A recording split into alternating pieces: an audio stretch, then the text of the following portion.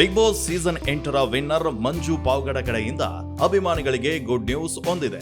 ಮಂಜು ಪಾವಗಡ ತಂದೆಯಾಗಿದ್ದಾರೆ. 2024ರಲ್ಲಿ ಮದುವೆಯಾಗಿದ್ದ ಮಂಜು ಹಾಗೂ ನಂದಿನಿ ದಂಪತಿಗೆ ಗಂಡು ಮಗು ಜನಿಸಿ ಈಗಾಗಲೇ 7 ತಿಂಗಳಾಗಿದೆ.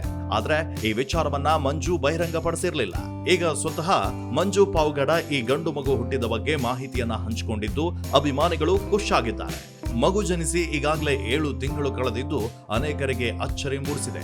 ಇಷ್ಟು ದಿನ ಮಂಜು ಪಾವಗಡ ಈ ವಿಚಾರವನ್ನ ಯಾಕೆ ಮುಚ್ಚಿಟ್ಟಿದ್ರು ಅಂತ ಈ ಸ್ಟೋರಿಯಲ್ಲಿ ಹೇಳ್ತಾ ಹೋಗ್ತೀವಿ, ಕೊನೆ ತನಕ ನೋಡಿ.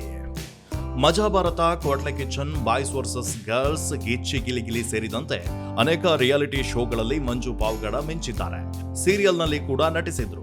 ಆದ್ರೆ ಯಾವಾಗ ಬಿಗ್ ಬಾಸ್ ಶೋಗೆ ಕಾಲಿಟ್ರು ಮಂಜು ಪಾವಗಡ ಅದೃಷ್ಟವೇ ಬದಲಾಯಿತು.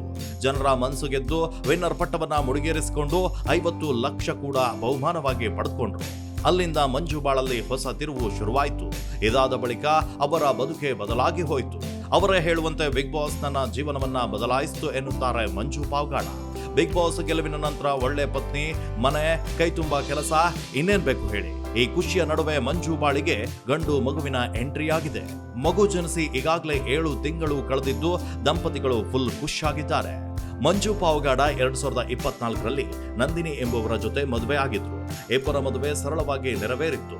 ಚಿತ್ರರಂಗದ ಅನೇಕ ಗಣ್ಯರು ಕೂಡ ಈ ಮದುವೆಯಲ್ಲಿ ಭಾಗಿಯಾಗಿದ್ರು.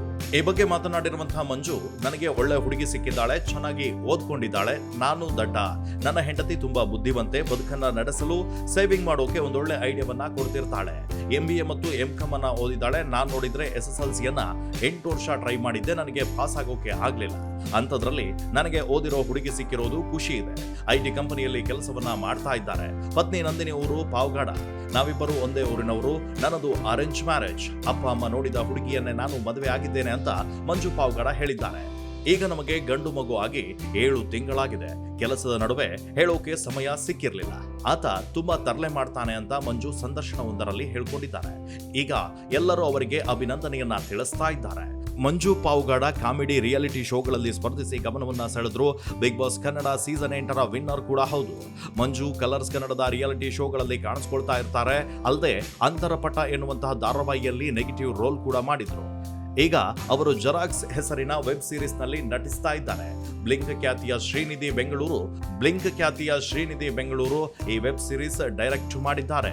ಏಪ್ರಿಲ್ 24ರಂದು ಈ ವೆಬ್ ಸೀರೀಸ್ G5 OTTಯಲ್ಲಿ ರಿಲೀಸ್ ಆಗ್ತಾ ಇದೆ. ಅಪ್ಪ ಆಗಿರುವ ಖುಷಿಯಲ್ಲಿರುವ ಮಂಜು ಪಾವಗಡಗೆ ಈ ಸೀರೀಸ್ ನಲ್ಲೂ ಯಶಸ್ಸು ಸಿಗುವಂತಾಗ್ಲಿ ಅನ್ನೋದೇ ನಮ್ಮ ಹಾರೈಕೆ.